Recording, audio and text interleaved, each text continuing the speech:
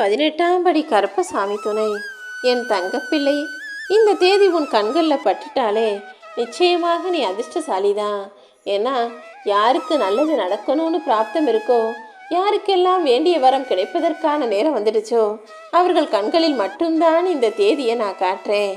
அப்படி இப்போது இந்த தேதியை பார்த்துவிட்ட என் அன்பு பிள்ளையான உன் வாழ்க்கையில் நிச்சயமாக மிகப்பெரிய அதிர்ஷ்டம் ஒன்று உன் வீட்டு கதவை வந்து தட்டுமேன்னு செல்லமே. இந்த உலகத்தில் இருக்க மனிதர்கள் எல்லாம் ரொம்ப விசித்திரமானவர்களாக இருக்காங்க. கையெடுத்து கும்பிட்டு என்னை வணங்கி எனக்கு அது வேணும் கூடவே இருக்கிறதா நினச்சிக்கிட்டு கேட்குறாங்க. அதும்போது நானும் கூட தான் இருந்து அதை பார்த்துக்கிட்டு இருக்கேன்றதை மறந்துட்டு கொஞ்சம் கூட பயமில்லாமல் தவறு செய்வதை பார்க்கும்போது எனக்கு ஆத்திரமாகவும் கோபமாகவும் வருத்தமாகவும் கூட இருக்கு. உன் கூடவே தான் இருந்து எல்லாத்தையும் நான் பார்க்குறேன். நல்லது செய்யும்போது நன்மை கிடைக்கும்ன்ற நம்பிக்கையோடு செய்கிறனே, கெட்டது செய்யும்போது தண்டனை கிடைக்குமேன்ற பயம் உனக்கு வருவதே இல்லையா? அல்லது இந்த வாழ்க்கையில் எல்லா தப்பையும் செஞ்சுக்கலாம், கஷ்டத்தை மேலே உலகத்தில் போய் தானே அனுபவிக்க போகிறோம், இப்போதைக்கு சந்தோஷமாக இருந்து யார் குடும்பத்தை யார் குடிய வேண்டுமானாலும் கெடுத்து நாம் சந்தோஷமாக வாழலாம்ங்கிற எண்ணம் உனக்குள்ளே இருக்குதா என்ன? ஒரு விஷயத்தை தெரிந்து கொள்ளேன்னு செல்லமே. நீ இன்னைக்கு செய்கிற நல்லதும் கெட்டதும் இந்த உலகத்தில் மட்டுமல்ல, இந்த ஜென்மத்தில் மட்டுமல்ல, 7 ஜென்மத்திலும் அது உன்னை பாடாய்படுத்துங்கிறத மறந்துட வேணாம். எக்காரணம் கொண்டும் யாருக்குமே கெடுதல் நினைக்காதே என் செல்லமே. நிறையா இருக்கிறவன்லாம் நிம்மதியாக இருக்கான், நான் சரியாக இருக்கேன், சங்கடத்தை மட்டுமே அனுபவிக்கிறேன்னு நீ சொன்னதையெல்லாம் நான் கேட்டேன். ஆனால் இப்போது இந்த கருப்பசாமி உனக்கு துணையாக வந்த பிறகு இனி நீ கவலைப்படாத. நீ எனக்கு பிடிச்ச பிள்ளை, நீ அதிர்ஷ்டசாலி பிள்ளையாக இருப்பதால் தானே உனக்கான நல்லதை நடத்தி தர்றேன்னு சொன்னேன். சில நேரங்களில் உனக்குன்னு ஒரு பிரச்சனை வரும்போது அதை யாருக்கிட்ட சொல்கிறதுன்னு தெரியாமல் நீ தவிக்கும்போது, இதை யார் சரி செய்வாங்கன்னு நீ குழம்பும்போது, உன்னை பார்க்கும்போது எனக்கே கஷ்டமாகத்தான் இருக்கிறது. என்ன செய்கிறது? இவ்வளோ மனிதர்கள் கொண்ட இந்த உலகத்தில் கோடி கோடியாய் பணம் வச்சிருக்கும் இந்த மனிதர்களுக்கு மத்தியில் உனக்குன்னு ஒரு அவசரத்துக்கு உதவுறதுக்கும் அல்லது துணையாக வந்து நிற்கிறதுக்கும் மனிதர்களே இல்லையேன்னு நினைக்கும்போது இந்த ஈவிரக்கமற்ற மனிதர்களை நினச்சி கஷ்டமாக தான் இருக்குது. உன் வாழ்க்கையில் சில விஷயங்கள் தவறாய் நடக்கும்போது என்னடா இது வாழ்க்கை, இந்த கருப்பசாமி எனக்கு நல்லது செய்வாரா மாட்டாரா நம்பிக்கை குறையும் போது நீ தவறான வழியில் போக யோசிக்காதே என் தங்கமே.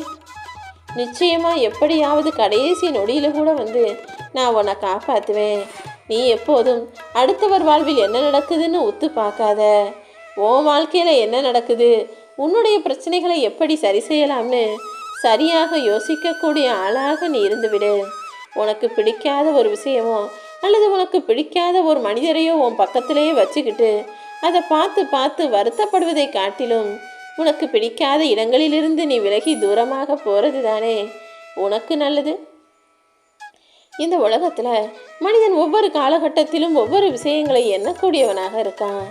5 வயசில் விரல் விட்டு என்றான், 10 வயசில் 1 2 3ன்னு எண்களை எண்ணுகிறான், 15 வயதில் மதிப்பெண்கள் அதிகம் வாங்க வேண்டும் என்ற எண்ணம் தான் இருக்குது, 20 வயசில் எத்தனை தேர்வு வினாக்களை எழுதணும்னு எண்ணி பார்க்குறான், 25 வயசில் சம்பளத்தை எண்ணி பார்க்குறான், 30 வயசில் எத்தனை நண்பர்கள் இருக்கிறாங்கன்னு எண்ணி பார்க்குறான், 35 வயசில் தனக்கு எத்தனை பிள்ளைகள் வாரிசுகள் இருக்காங்கன்னு எண்ணி பார்க்குறான், 40 வயசில் சொந்த வீடு அது இதுன்னு கடன்களை எண்ணி பார்க்குறான், 45 வயசில் அந்த நோய் இந்த நோயின்னு நோய்களை எண்ணி பார்க்குறான், 50 வயசில் சொந்தக்காரவங்க எத்தனை பேர் இருக்காங்கன்னு கணக்கு போட்டு எண்ணி பார்க்குறான், 55 வயசில் எத்தனை மாத்திரை சாப்பிடணும்னு எண்ணி பார்க்குறான், 60 வயசில் பேரை எத்தனை பேர் பேத்தி பிள்ளைங்க எத்தனை பேர்னு எண்ணி பார்க்குறான்.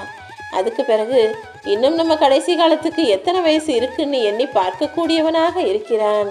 இறந்த பிறகும் கூட தனக்காக என்னைய நினச்சி அழுகிற உள்ளங்கள் எத்தனை பேருன்னு எண்ணி பார்க்குறான். மொத்தத்தில் இதையெல்லாம் பார்க்கும்போது கணிதம் மட்டுமல்ல, மனிதனின் உள்ளமும் எண்ணமும் எதையோ யோசிச்சுக்கிட்டே இருந்தாலும் எல்லாத்துக்கும் முடிவு 0வாகத்தானே இருக்குது. மனிதனின் ஆரம்பமும் 0 தான், அவனுடைய முடிவும் ஒன்றுமே இல்லாமல் 0வாக தான் போகுது. நீ வாழும்போது எவ்வளவு சம்பாதிக்கிறேங்கிறது முக்கியமில்லை, வாழ்ந்த பிறகும் வாழ்ந்த வாழ்க்கையை முடித்த பிறகும் உன்னிடம் எதுவுமே இருக்க போவதில்லை என்பதுதான் உண்மை. ஒன்றுமே இல்லாத ஒன்னத்தையுமே சம்பாதிக்காத இந்த அற்ப காசு பணம் சுகத்துக்காக சொந்த பந்தங்களை வேதனைப்படுத்துவதோ அவர்கள் மனம் கஷ்டப்படும்படி நடந்து கொள்வதோ வேண்டாம் என்று சொல்லுமே. அதே போலவும் வாழ்க்கையிலையும் நீ சில விஷயங்களை கற்றுக்கணும். பிடிவாதமாக நான் சொல்கிறது தான் சரின்னு பேசுகிறவங்க கிட்ட நீ எப்போதும் வாதாடவோ விவாதிக்கவோ வேண்டாம். ஏன்னா அவங்க தான் சொல்கிறது தான் சரிங்கிற முடிவெடுத்தவங்களாக இருப்பாங்க. அதே போல் இன்னும் ஒரு சில பேர் எனக்கு தான் எல்லாம் தெரியும், நான் சொல்கிறது தான் சரின்னு எதிரில் உள்ளவன் பேசுகிறத காது கொடுத்து கேட்கவும் மாட்டாங்க, புரிஞ்சுக்கவும் மாட்டாங்க. அப்படி உன்னை புரிந்து கொள்ளாத மனிதர்களிடமும் நீ சொல்வதை கேட்க மாட்டேன்னு பிடிவாதம் பிடிச்சு வாதாடக்கூடிய மனிதர்களிடமும் நீ பேசுவதை விட பேசாமல் இருப்பது தான் சிறந்தது என்று சொல்லமே. இந்த உலகத்தில் ஒவ்வொருத்தரும் ஒவ்வொரு விஷயத்தில் கஷ்டப்படுறாங்க. அதிலும் இந்த பெண்கள் படும் பாடு இருக்கே, பசித்தாலும் சமைக்கணும், பசி இல்லைனாலும் சமைக்கணும்.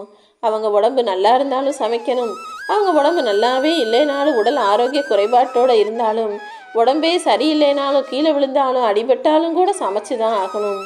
விருந்துக்கு போனாலும் கூட வீட்டில் உள்ளவங்களுக்காக சமைச்சு வச்சுட்டு போகணும். வீட்டில் இருந்தாலும் சமைச்சு தான் ஆகணும். விடுமுறை நாள் என்றாலும் நல்லா சமைக்கணும். விடுமுறையே இல்லைனாலும் வேலைக்கு போகிறவங்களுக்காக பள்ளிக்கூடம் போகிறவங்களுக்காக சமைக்கணும். பண்டிகை என்றாலும் நல்லா சமைக்கணும், பண்டிகையே இல்லை என்றாலும் சமைக்கணும். உலகம் எப்படி இருந்தாலும், உலகமே இயங்காமல் இருந்தாலும், ஊரெல்லாம் நோயென்று வீட்டுக்குள் அடைபட்டு மூளையில் முடங்கி கிடந்தாலுமே கூட பெண்கள் சமைக்க வேண்டிய வேலை மட்டும் குறையவே இல்லைதானே.